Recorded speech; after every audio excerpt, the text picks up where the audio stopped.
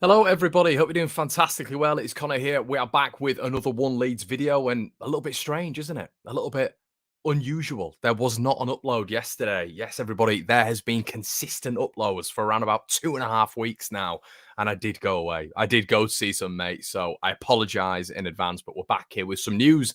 And news has broken, which is great. We have something to react to. We have some authentic transfer news that we believe is actually happening at Leeds United. And as I say at the start of the video, everyone, hope you're all doing fantastically well. And this is the first time we've done a live really on the Rumour Mill for quite a long time. Normally it's pre-recorded. Normally I like it to be succinct and concise. So I'm just going to go on and talk to you guys a little bit in this one. If you wouldn't mind liking the video, that would be expert. If you wouldn't mind subscribing to the channel, I hope you already are. And if you want some bonus content, check out the Patreon. We've had 2 new videos this week. We've had 3 or 4 new members as well. I think we're on the 3. Are we on 3 digits now? I think we are. I think we're on 100 members, which is unbelievable. Please check the link in the description below, guys. If you want, as I said, if you want some bonus content, there is sort of, I'd say maybe 6 to 8 videos a month. So there you go. Well worth the £4. Okay, so we'll get into it straight away. There's loads of you guys who are wanting me to react to a certain individual. I've been getting messages sort of in the last 24 hours. Connor, what do you think about this? Connor, what do you think about that? And I'll let you know my thoughts on that individual. I know you guys all know who I'm talking to, but I'm just going to say a big hello to everybody who is live with me at 3 o'clock on a Friday afternoon. Hope you're all ready for the weekend. I hope you are. I'm working the weekend. Absolutely grim. But, you know, we have to do it, don't we, everyone? We have to do it. We have to make that bread. So I'm just going to get into a few of your comments. As I say, this is the first time I've done the Rumour Mill live in quite a while. Adam Leeds says, question for you, Connor. If we don't sell Raphinha in this window, how much would he be worth next year? I can't see him extending his contract. And what will it cost to keep a hold of him? Adam, we're going to get into some Raphinha chat, mate. So I will hold that question just until I get onto him. A lot of people talking about Noah Lang. Noah Lang is going to AC Milan, everybody. He put some very bizarre quotes out there earlier on today as well, talking about how the Belgian league is going to miss him and how he feels like he's been too good for that league. And there's nothing like a bit of humility in football, a bit of, you know, humble nature about you in football. Lee's in the building. Hello, everyone. Hi, Connor, who is the fullback? Sorry. All right. Connor says Cleveland. Okay, yeah, we'll get into the fullback story straight away, shall we? FJWJ, just for you, my friend. Yeah, so rumours circulating at the minute, everybody. I just want to preface this rumour as well. I just want to give a little bit of context to this rumour. With Leeds United, it's not all about, in this window, getting a starting 11 that is ready and prepped for the Premier League next season. No, it is not, everybody. We need a thicker squad. Leeds United need quality in abundance throughout that squad. You forget this season, remember, I should say, this season, there are 5 substitutions, which is massive for every club. It favours the big clubs, of course it does, but it should be a big positive as well for the smaller clubs if we have a good range of quality within our ranks. And this is what I'm going to come on to with this fullback right now. So it is Ola Aina. Obviously, he's been at Torino, Nigerian, versatile fullback. You know, when Fulham were in the Premier League, it was a bit of a rotation between Ola Aina and Kenny Tete, and I didn't mind him. You know, he's played against Leeds a couple of times. I watched him. I thought he was good. He was athletic. He was powerful. He was quick. His decision-making was very good. And Leeds United have been linked with the Nigerian. Now, why do I like this transfer? Well, I really like this transfer because it's probably only going to cost Leeds £5 million. And I think the beauty of signings that are 5 million and they've played at the top level, Serie A and the Premier League, and they're playing internationally for the country regularly.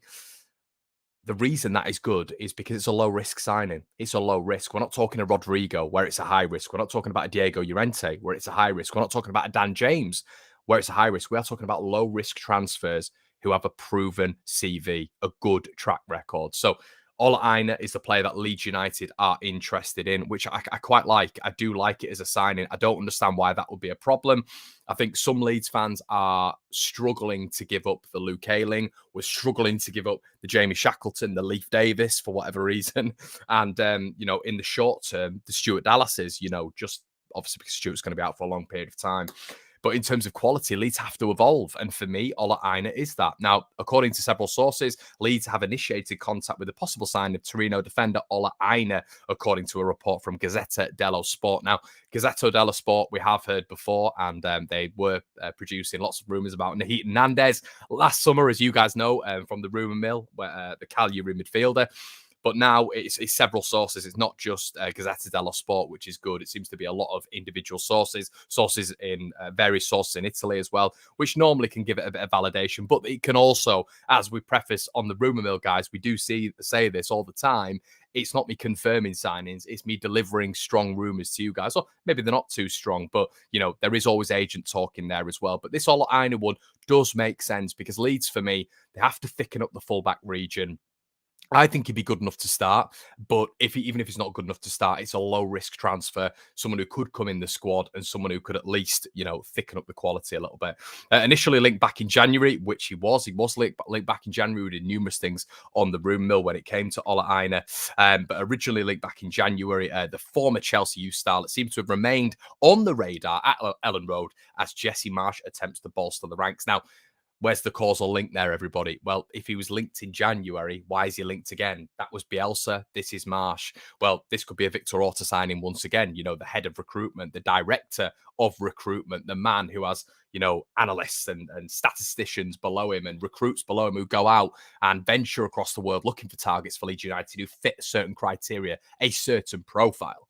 So this wouldn't surprise me if this was a Victor Orta look ahead. You know, this wouldn't surprise me. Obviously, being very, very well versed in the European football network, you would expect it to be a very Victor Orta signing. But I like it. It's a bit of a change of guard from Victor Orta. We're not talking about Hollywood Harrys here. We are talking about good, solid pros who've played at the top level, who are reliable, who've really earned the trade, and they're internationals as well. I like it. It's a low risk signing. I'm going to get into your comment section. I'm going to get into the comment section and have a quick look at what you guys are saying about this one. I would prefer Gomez at right back. Which Gomez is that? Surely not Joe Gomez. Declan looks like he's going to be signing a contract. Darren says Leeds are not a small club, Connor. Leeds are one of the biggest in the clubs in the country. I don't know what that means, Darren. If you're talking about Ola Aina's worth, I guess that's your opinion, mate. That's fine. But the problem is, this is what I'm trying to say, mate. It's the quality, the caliber of the squad is nowhere near good enough. Even now, it's nowhere near good enough. So we need to thicken up that squad. We need to thicken up that quality. Ola Aina is a very good operator. He's a decent operator. I like it. I like the signing. It's very low risk. Unfortunately, Darren, we're not going to be going out there and getting Trent Alexander-Arnold. We're not going to be going out there and getting, you know, Danny Carvajal. We're not going to be getting players of that ilk, that caliber, because yeah, we're a big club, but we're nowhere near the biggest club in the country, unfortunately. Is Kiko coming back? I don't think. If so, I don't think we'll bring in another keeper. Jack, that is a horrendous scenario. Please don't put that into my head, mate. I'm going to move on quickly. Firpo better than Ola Aina. Interesting. Ola Aina is a lightweight. Okay, yep, I don't mind Ola Aina at all. Question for Connor: chance of Minamino landing with us? Nima, I don't think so. I'd be shocked, just on the basis that there are numerous clubs in for him, and is Minamino worth 17 million?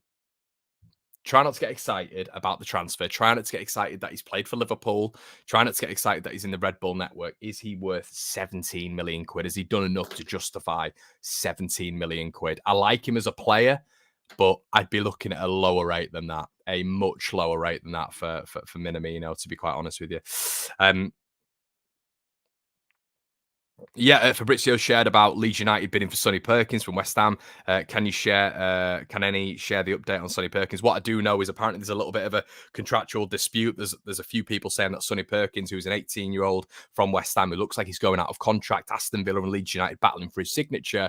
Apparently, there's rumours now that Sonny Perkins actually has another year on his contract, and a lot of this is just paper talk by his agent. So we'll have to wait and see on that one. It seems very, very confusing, but we'll have to wait and see what develops in the next couple of days there. Okay, everybody. So we're going to move on from Ola Aina. As I say, it's a low risk signing. Doesn't bother me. There's a lot of people in the comments who don't like that signing. As I say, literally, he doesn't need to be a starter. It is to bolster the ranks. It's to bolster the roster. It's to make sure the Leeds United squad depth is good enough. I don't know why you'd turn your nose up at that, even if he is lightweight, even if he doesn't fit the perfect profile now. He can build into this Jesse Marsch system. Jesse Marsch is a coach. The notion of a coach is to develop players as well. You know, he's coming into the Premier League. He's played in the Premier League before, played in Serie A. I'm fully certain that he has the attributes of Jesse Marsh fullback. You know, he's athletic, he's physical, you know, he can get up and down as well. So all those attributes are what you need in a Jesse Marsh fullback. It's not a complicated fullback role in a Jesse Marsh system, everybody. It's not. It's not a Bielsa fullback. That's not. That had certain criteria, real certain criteria, which almost fell ultimately on a ridiculous engine. That was the ultimate preface of a Bielsa fullback. With Jesse Marsh, it's a more basic profile, and that's what we have to bear in mind with this one. Okay, so Kit Brook, what about Fabian Delph on a free? Connor, Kit, no chance, mate. Absolutely no chance. His legs are made of, you know, it's like a tuna melt panini. You know, it's about to break up. That's what I'm talking about right there. The Delph. Now, I think we need to. I've said Charlie Taylor, but I think it's, you know, in terms of a signing. But I think Charlie Taylor would be a really good addition. I think he's a really decent Premier League left back. But I do think we shouldn't get into this ex-Leeds player stuff, the James Milner stuff, the Fabian Delph stuff, you know, just because they've played with us before. I think it's really key to move on. But I also think it's really key to keep an eye on the products that have gone before. You know, your Lewis Cooks, your Charlie Taylor. I keep an eye on those lads because I think they are very good players. But Charlie Taylor, I think, is ahead of anybody that Leeds have produced in a fair bit of time, to be quite honest with you. And I think just Leeds fans don't like him because Gary Monk created a nice little narrative. But there you go, guys. I'm just gonna stick my laptop charger in. Please stay with me.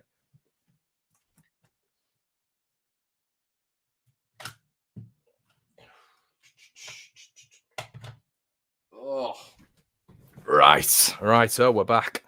Okay, so let's get into it, shall we? We've got a few more rumors. Raphinha, everybody. In fact, no. Before we go on Raphinha, just want to say bye to Lawrence De Bock. De Bock has left the club after a 5-year tenure, 5-year stay that Leeds United decided to give him on arrival.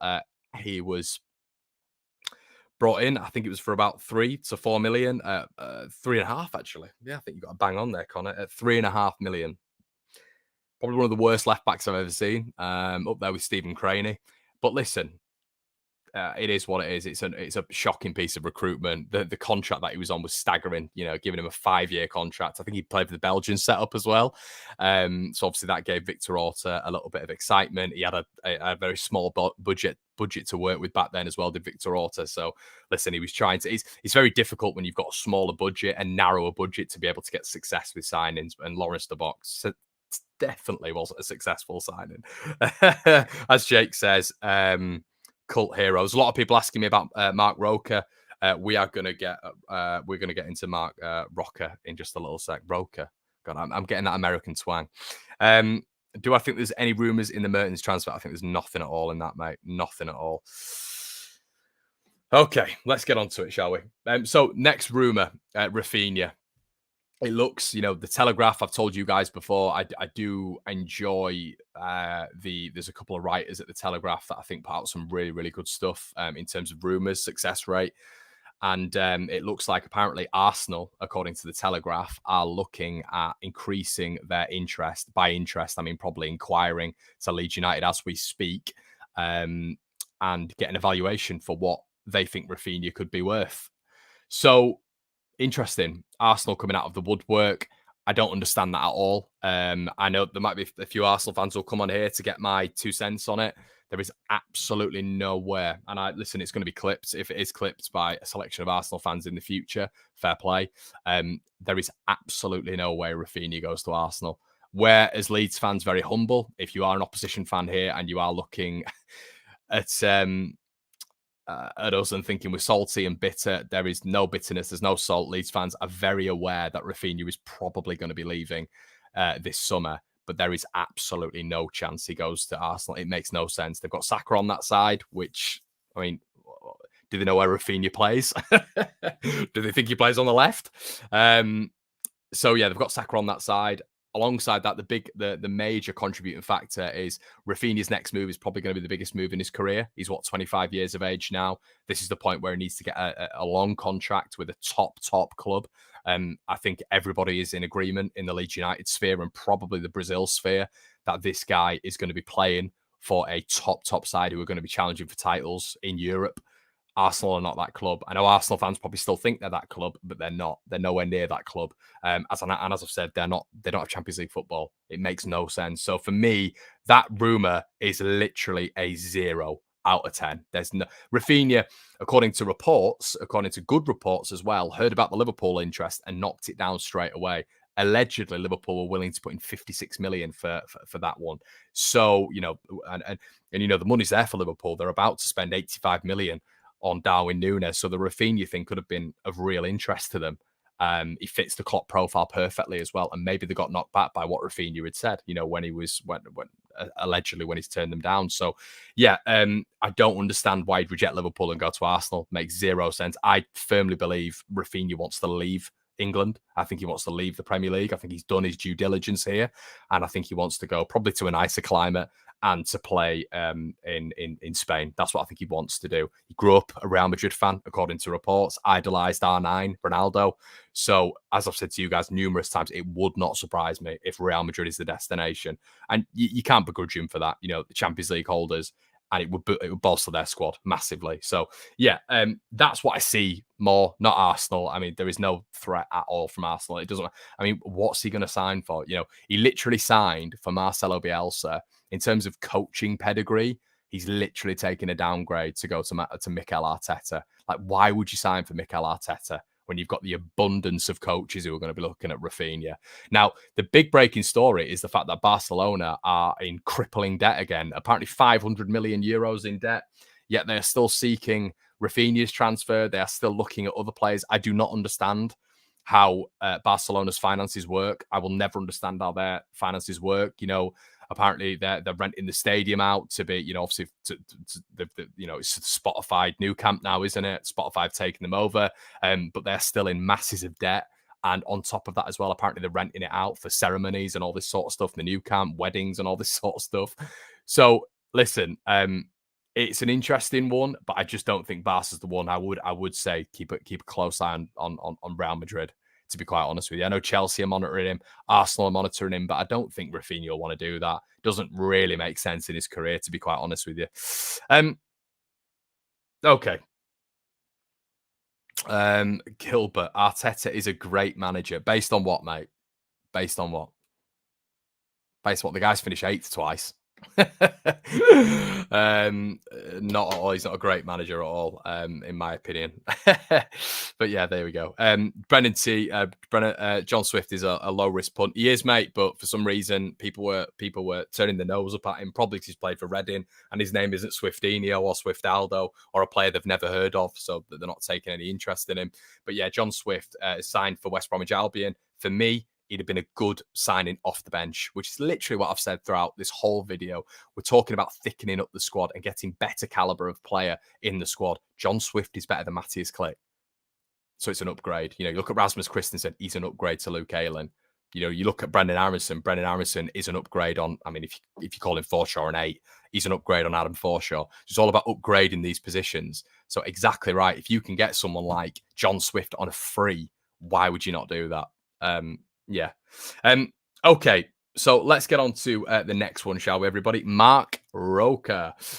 So there's a lot of people asking me about this guy. There's a lot of people who have been in the DMs saying, why haven't I done a video? All this sort of stuff. Because I have done videos on Rasmus and Brendan and all this sort of stuff, good stuff, and spoken to people behind the scenes, which you guys know I try and do with every single signing, just so it gives you guys a little bit more insight on the inside of what people in the in the journalism world or whatever are saying about this guy. So yeah, Marc Roca. So from what I can gather, very, very similar to Jorginho. Look at a similar player to sort of Højbjerg, lacks a lot of athleticism, which essentially athleticism comprises of maybe a little bit of physicality, fitness, agility. That's really what comprises when you're looking at athleticism. I think that's the overarching thing as well from a lot of journalists. They are saying that, in the Premier League, athleticism is a huge, huge thing, which it is. We all know that you have to be so agile. You have to be physically competent. You have to be really on top of your game in all departments. And, you really can't be lacking athleticism. You can't. He's drawn comparisons with Xabi Alonso. We've probably all seen the YouTube highlights as well, which I do think are very misleading with YouTube highlights, because I think you've got to look at them and think, you literally could make Steve Morrison look good with a 2-minute YouTube clip. So, don't always take it on face value. The fact that he's wearing a Bayern Munich shirt and he's passing the ball into central spaces, I'll take it with a pinch of salt. But the positive about him is apparently he gives absolutely everything for the cause. He will die on the pitch. Every manager said it about him. Julian Nagelsmann has come in and said he's such a dedicated individual as well. The Bayern sporting director has said a similar thing as well. So it seems like throughout his career, he's always been given a lot of credit when it comes to his work ethic. So my overall take on it, I'll give you guys the positive. So his pressures per 90 are fantastic. I think he was rated 7th in La Liga for his pressures per 90. And even when he's played a bit part role at Bayern Munich, his pressures have been exceptionally good. Now, apparently he was on the radar of Marcelo Bielsa in January. Apparently Bielsa really, really liked him, which is interesting in itself, because once again, is this a Jesse Marsch signing? Or is this a Victor Orta signing? Do you guys even see a problem with that? Because the relationship between sporting directors and managers are very different nowadays to what they used to be. A manager used to go out and do his own scouting. He used to go in and bring his own players. He'd have a dedicated scouting team next to him, but the manager would frequently go and watch the player. Now it seems to be quite purely based on the sporting director, and an alien thing that we all thought that when Victor Orta went to Marcelo Bielsa and had 10 names, 10, 15 names, and Bielsa checked them off. That's actually what a lot of sporting directors do around Europe, guys. That's not alien. The alien thing was Marcelo Bielsa, out of those 15 players, would check 1 and reject 14. So, listen, I think he fits a lot of what Leeds are about. I don't think he fits a lot of what we are looking at going forward. I'm going to get onto that, but his pressure's very good per 90. His passing is excellent. It's very, very good. It's very well renowned for being good. Used to be at Espanyol, was turned down by Barcelona when he was just a kid, was excellent for Espanyol. I believe he made 75 to 80 appearances for them, was on the brink of the Spanish national side as well. And then he moved to Bayern Munich, and the Bayern Munich move has just been horrendous. He's had Joshua Kimmich in front of him, the German superstar, and he's had Leon Goretzka in front of him as well. You've got Tolisso in front of him as well. And Sabitzer has been there too. So he's had a lot of competition. So, but ultimately he has felt he's fallen down the pecking order, and when you are competing with so many defensive midfielders, you've kind of got to put your head above the parapet, and you've got to show whether or not you're there or whether or not you're not there. Are you good enough to hold that Bayern Munich shirt? And ultimately, it looks like with Marc Roca, he hasn't. But I think there's a lot of context that needs to be applied to that. And it comes down to the athleticism again. His injury record isn't good. And this is what worries me a little bit. And you guys might say that's an obvious link, Connor. It's an obvious link. But the fitness will worry me, because I don't know if Leeds are going to get out and go out and get another defensive midfielder. We know Calvin Phillips' track record. Is Marc Roca coming in to replace Calvin Phillips, or is he going to come in to provide balance in a double pivot? Because the beautiful thing about Marc Roca is he's a left-footed defensive midfielder, which would provide balance, which we've not had in that defensive midfield pivot for a long, long time. Obviously, we've had a single pivot there with Calvin, but having a defensive 2, one next to the other, one left-footed and one right-footed, it's the perfect balance. It means that you can transfer over the pitch very nicely. The left defensive midfielder is able to play it into pockets of space that the right defensive midfielder isn't able to do. So it's a really good balance having a left footer and a right footer, like it is having a left-footed and right-footed centre back as well, guys. Which is why I'm really keen to see Robin Koch and Pascal Strout form a decent partnership next season. So, awareness, spatial awareness, very good. Football IQ, seems to pick the right passes as well, which is, he was literally on the brink of the Spanish national team. And another thing as well, everybody, another beneficiary of this transfer will be his 10 million. And what did I just say about Ola Aina? It is a low risk transfer. Now, what's risky about it is the fact, and maybe this is where the medical comes in. Is he going to pass? Is he going to fail? We're going to get the Michael Cuisance treatment, where he was injured throughout long periods in his career. And once again, he was at Bayern Munich, wasn't he? Bayern Munich, we were on the verge of getting him from there, Michael Cuisance, and he had a lot of injuries. Came to Leeds, we sent him back because the medical history wasn't good enough. Is Marc Roca going to, fall into the same bracket? I don't know. That's all going to happen further down the line if Leeds going to progress with his transfer. But yeah, the 10 million makes it a low risk, but as I've just said, what makes it risky is if this is going to be the main defensive midfielder that we get in. And obviously it's going to be dependent on what happens with Calvin Phillips. But if this is the main defensive midfielder we are going to get in, and we have Calvin Phillips, who has a horrendous injury record. Let's make no bones about it. Calvin Phillips is injured every single season for a large portion of the season, which is ultimately why I'm actually quite surprised you've got Man City and Liverpool looking at him, because I think his injury record isn't great at all. And that's if he's going to play a mainstay in those top two sides, then that's going to be a problem throughout seasons. Calvin picks up so many injuries. We saw it against England the other night, picked up another one, even though it looked like a dead leg, but he still had to be taken off. So a lot of these things have got to be taken into consideration, because if Marc Roca, isn't a risk, he's not a risk-free transfer really in that circumstance, because then you've got two defensive midfielders who pick up injuries regularly. So yeah, system-based, that's another one really. So the beauty of Marc Roca is his ability on the ball. His ability on the ball is very, very good. When he was at Espanyol, he was 22 years of age. He was pretty much top of the charts when it came to anything passing based. He was exceptionally good, hence why Bayern came calling. We're not playing on the ball anymore. The Jesse Marsch hallmark is to be direct, to be very, very attacking, direct attacking, which is, hit the front man, play off the front man. Where Marc Roca has played before, it is keep the ball on the ground, pass it through the lines. You look at Nagelsmann's system, it's very, very different to Jesse Marsch's system, even though he's not played as much. He was in a very possession-based style at Espanyol as well. So it's very different. And this is why I don't really understand it, and this is why I think it is a Victor Orta signing.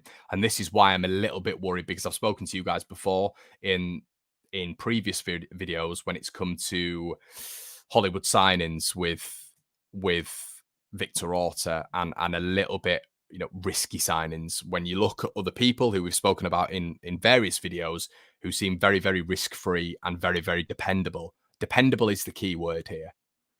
Is Marc Roca going to come in and be dependable? Because we can't have more injury woes in that position again. We cannot be in a situation where maybe you square peg round hole and you put in Matthias Klick back there and you're forcing Adam Forshaw to be playing there for mainstays because Roca and Phillips are out. This has really got to work. It's really, really got to work. So I think a lot of Leeds fans are a little bit worried as well, because there's the big club thing, isn't there? When Leeds have signed players from a big club, you look at recent history, Kiko Casilla, the Real Madrid Razzmatazz, he came in and was absolutely appalling. Junior Firpo, the Razzmatazz, Barcelona, was excellent for Betis, hardly played for Barcelona. Leeds made the signing 13 million, as being a shocker of a signing, in my opinion. And Marc Roca, is he going to fit that same mold? And it's lazy. It's a lazy comparison, because you've got players like Raphinha, haven't you?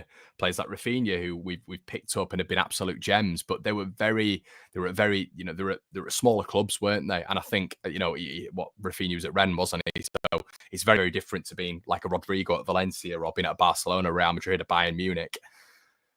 So yeah, this one, and you look at the Michael Cuisance, I can't get away from that. It seems like, when you look at injury record, that's what I've been thinking of. Michael Cuisance, when he was really battling with injuries, and was really out of favour at Bayern Munich in that central midfield role.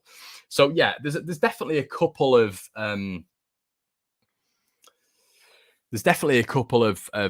warning signs there. I think I'd be happy. I know it's only a £10 million signing, which is a very, very low risk, as I've said to you guys, for potentially the player you're getting.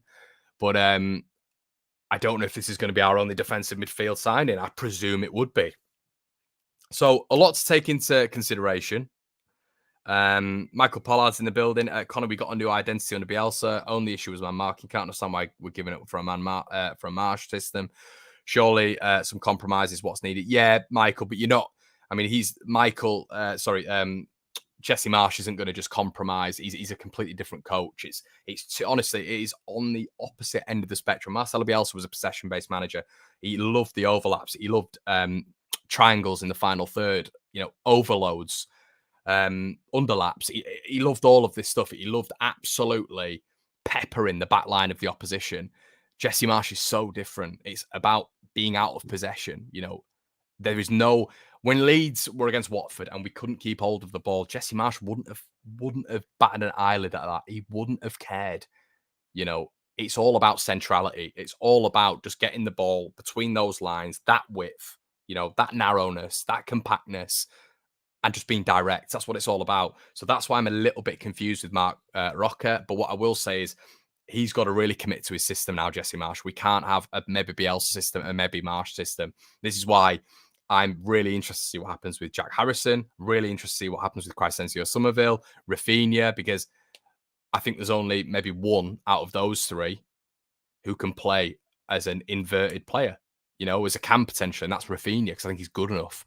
I think you would lower Raphinha in terms of his on the field impact, because I think he's better out wide, but I think he could transfer into a cam. But obviously, I don't think Raphinha is going to be here at the end of the season. Okay, and Kata says Man City suits Calvin at this point in his career. He'll get injured less as a result of the quality of depth City have. I hope Raphinha gets what is due to him. Yep, potentially. What's happened with Castellanos, mate?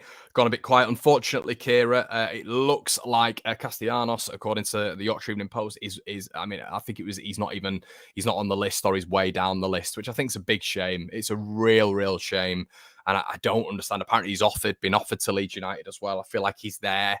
It's an obvious signing. It's once again, it's one that fits the profile, which is what we need. It's system-based players, but it doesn't look like Leeds are.